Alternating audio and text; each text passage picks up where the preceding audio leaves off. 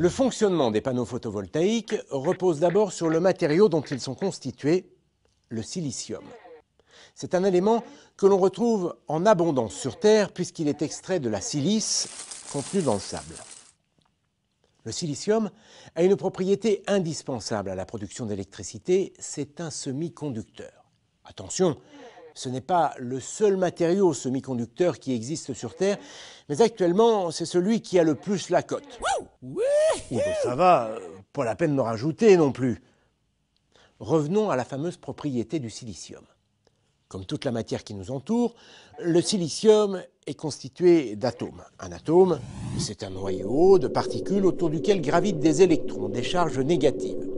Quand les panneaux photovoltaïques sont exposés à la lumière, les électrons du silicium s'agitent dans tous les sens. Ils passent d'un atome à l'autre. Pour autant, ça ne fait pas un courant électrique. Un courant électrique, c'est une circulation d'électrons dans un sens bien précis. Pour obtenir ce courant, on va doper le silicium. Mais non, pas comme ça. Le dopage du silicium est une opération qui consiste à obtenir d'un côté un surplus d'électrons et de l'autre un déficit d'électrons. On crée ce que l'on appelle une tension électrique. De cette manière, les électrons circulent toujours de la borne négative, qui possède un surplus d'électrons, un surplus de charge négative, vers la borne positive, qui, elle, présente un déficit d'électrons.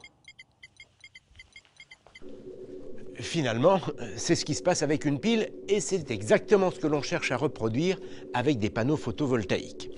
Ils sont constitués de plusieurs couches. Sur la couche exposée à la lumière, on a ajouté du phosphore, autrement dit, un matériau dont les atomes possèdent davantage d'électrons que ceux du silicium. Et sur la couche inférieure, on a ajouté du bore, un matériau dont les atomes, cette fois, possèdent moins d'électrons que ceux du silicium.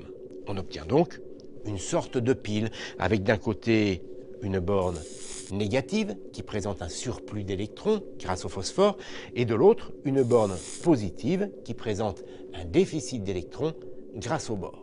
Il suffit ensuite de relier les deux bornes avec un fil conducteur, de placer sur ce fil une ampoule par exemple, et dès que le soleil vient frapper les panneaux, les électrons du silicium se mettent à circuler en alimentant au passage l'ampoule. On obtient un courant électrique.